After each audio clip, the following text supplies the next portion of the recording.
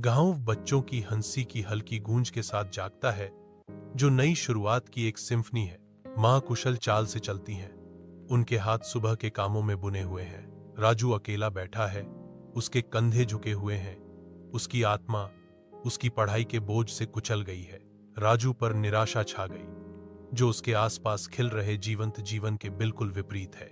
उसकी माँ की आवाज सुबह की हवा में गूंजती है, राजू, कड़ी मेहनत करो, सब ठीक हो जाएगा। उसके शब्द उसकी मौन लड़ाई की पृष्ठभूमि के खिलाफ एक नाजुक वादा पेश करते हैं। राजू अपनी डेस्क पर अकेला बैठा है, पाठ की जटिलता से अभिभूत। शिक्षक व्याख्यान देते हैं, उनके शब्द राजू पर खो जाते हैं, जो समझने के लिए संघर्ष करता है। फुसफुसाहटें और हंसी उसके चारों ओर फूट पड़ती हैं, क्योंकि अन्य बच्चे उसकी उलझन का मजाक उड़ाते हैं। अपने विचारों के साथ अकेले राजू अपनी मुश्किलों पर विचार करता है।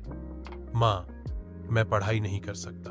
उनकी माँ के प्रोत्साहन भरे शब्द उनके दिमाग में गूंजते हैं। बेटा, कोशिश करते रहो, तुम एक दिन जरूर सफल हो जाओगे। उपहास और अपनी निराशा के बावजूद राजू अपनी मुट्ठी बांधता है। उसकी आंखों में दृढ़ संकल्प चमकता है। राजू के शानदार परीक्षा परिणाम सामने आने पर हवा उत्साह से भर जाती है। परेशान राजू अपनी माँ की ओर दौड़ता है। उसकी आंखों में आभार की किरण चमकती है।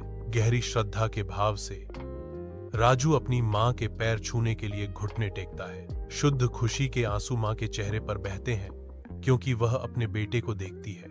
गहरी गर्व के साथ माँ कहती हैं, राजू, मुझे तुम पर बहुत गर्व है। वह अपनी बुद्धि देती है, सफलता केवल कड़ी मेहनत से ही मिलती है।